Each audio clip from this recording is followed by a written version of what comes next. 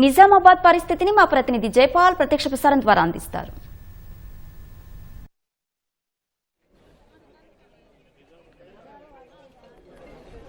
Right, ఉమ్మడి నిజామాబాద్ జిల్లాలో ఉపాధ్యాయ పట్టభద్ర MLC ఎన్నికల పోలింగ్ సామాగ్రి ముమ్మరంగా సాగుతుంది. ఉమ్మడి నిజామాబాద్ జిల్లాలోని బోధన్, ఆర్మూరు, అదేవిధంగా కామారెడ్డి జిల్లాలోని కామారెడ్డి, ఎల్లారెడ్డి, అదేవిధంగా బాన్సువాడ పరిధిలో ఈ పోలింగ్ సామాగ్రి పంపిణీ అయితే జరుగుతుంది. ఇక్కడ మన ప్రస్తుతం నిజామాబాద్ ఆర్డీఓ కార్యాలయం వద్ద ఉన్నాం. ఇక్కడ అధికారులు అయితే ఇక్కడ పోలింగ్ సిబ్బందికి ఇక్కడ సామాగ్రి పంపిణీ చేస్తున్నారు. ఈ సామాగ్రి పంపిణీ పూర్తయిన తర్వాత ఇక్కడ ఉన్నటువంటి సిబ్బంది అదేవిధంగా ఈ పోలింగ్ సామాగ్రి అంతా తీసుకొని ఆయా పోలింగ్ కేంద్రాలకు అయితే వెళ్తున్నారు. ప్రస్తుతం ఈ ఎన్నికల సామాగ్రి పంపిణీ ఎలా జరుగుతుంది, అదేవిధంగా ఈ ఎన్నికలకు సంబంధించి ఎలాంటి ఏర్పాటు చేశారనే విషయాలు మాట్లాడడానికి ఆర్డీఓ రాజేంద్ర కుమార్ ఉన్నారు. ఆయనతో మాట్లాడే ప్రయత్నం చేద్దాం. సార్ చెప్పండి, ఈ ఎమ్మెల్సీ ఎన్నికలకు సంబంధించి మొత్తంగా ఎలాంటి ఏర్పాటు చేశారు? మనకు నిజామాబాద్ డివిజన్లో టోటల్ 10 మండలాలు ఉన్నాయి. 10 మండలాలకు గాను మనం 31 పోలింగ్ స్టేషన్స్ ఉన్నాయి. ఇక్కడ 31 పోలింగ్ స్టేషన్స్కి 4 రూట్లుగా విడగొట్టాము. 4 రూట్లకి తహసీల్దార్ని సెక్టరల్ ఆఫీసర్స్గా అలాట్ చేసేసి వాళ్ళకి సెక్టార్స్గా విభజించి తహసీల్దార్స్ని సెక్టరల్ ఆఫీసర్గా అపాయింట్మెంట్ చేశాము. వీళ్ళకి మనకి ఒక్కొక్క పోలింగ్ స్టేషన్కి ఒక పీఓ, ఒక ఏపీఓ, 2 ఓపీఓలు, తర్వాత లొకేషన్కి ఒక మైక్రో అబ్జర్వర్ని అలాట్ చేశాము. వాళ్ళందరికీ కూడా 2 సెషన్స్ ట్రైనింగ్ ఇచ్చాము. వాళ్ళందరూ ఈరోజు మార్నింగ్ మాకు 9కి రిపోర్ట్ చేశారు. మెటీరియల్ అంతా హ్యాండ్ ఓవర్ చేశాము, వెరిఫై చేసుకున్నారు.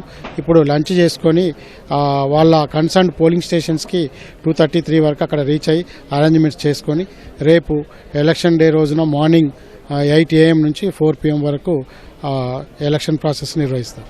ఒక్కొక్క పోలింగ్ కేంద్రంలో ఎంతమంది సిబ్బంది విధులు నిర్వహించున్నారు?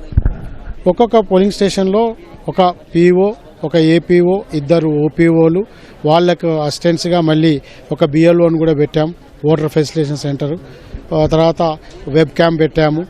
ఒక లొకేషన్కి ఒక మైక్రో అబ్జర్వర్ని ఇచ్చాము. గతంలో ఎన్నికల్లో జరిగినప్పుడు చెల్లని ఓట్లు నమోదైన సందర్భాలు ఉన్నాయి. ఈసారి అలా జరగకుండా మీరు ఎలాంటి అవగాహన కల్పించారు? గతంలో జరిగిన అనుభవాలను దృష్టిలో పెట్టుకొని ఈసారి స్వీప్ పకడ్బందీగా చేశాము. మేము ఫస్ట్ ఆఫ్ ఆల్ మా ట్రైనింగ్లో సిబ్బందికి క్లియర్గా చెప్పాము. దాన్ని ఎలా 1, 2, 3 ఎలా వేయాలి, తర్వాత ఫోల్డింగ్ ఎలా చేయాలని చెప్పాము. అలాగే ఎవరైతే ఓటర్స్ ఉన్నారో వాళ్ళ కోసం కూడా మేము బయట కార్యక్రమాలు ఏర్పాటు చేసి చెప్పాము.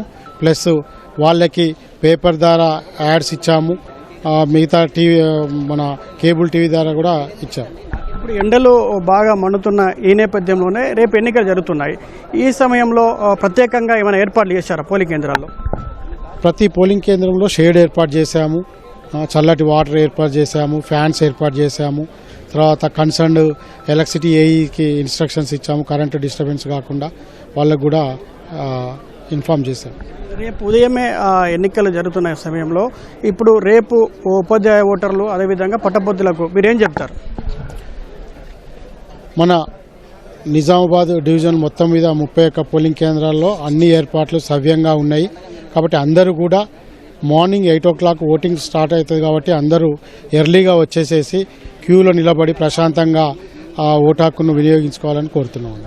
ఇది మొత్తంగా ఆర్డీఓ గారు చెప్తున్న విషయాలు. మొత్తంగా ఇవి ఇప్పటికైతే ఈ పోలింగ్ సామాగ్రి పంపిణీ పూర్తయిందని చెప్పేసి ఇంకా కాసేపట్లోనే వీరంతా కూడా ఈ పోలింగ్ సామాగ్రి తీసుకొని ఆయా పోలింగ్ కేంద్రాలకు వెళ్తారని చెప్పేసి ఆయన చెప్తున్నారు. మొత్తంగా ఉమ్మడి జిల్లా వ్యాప్తంగానైతే ఈ ఎన్నికల పోలింగ్ సంబంధించి అన్ని ఏర్పాట్లు ఇప్పటికీ పూర్తి చేశారు. రేపు జరిగే ఎన్నికల క్రతువులో అందరూ కూడా ఉపాధ్యాయులు అదేవిధంగా పట్టభద్రులు ఎలాంటి ప్రలోభాలకు లొంగకుండా తమ ఓటు హక్కును స్వేచ్ఛగా వినియోగించుకోవాలని చెప్పేసి ఇక్కడ అధికారులు అయితే చెప్తున్నారు. ఇది ఇక్కడ ఉమ్మడి నిజామాబాద్ జిల్లాకు సంబంధించినటువంటి ఎన్నికల సామాగ్రికి సంబంధించిన తాజా పరిస్థితి.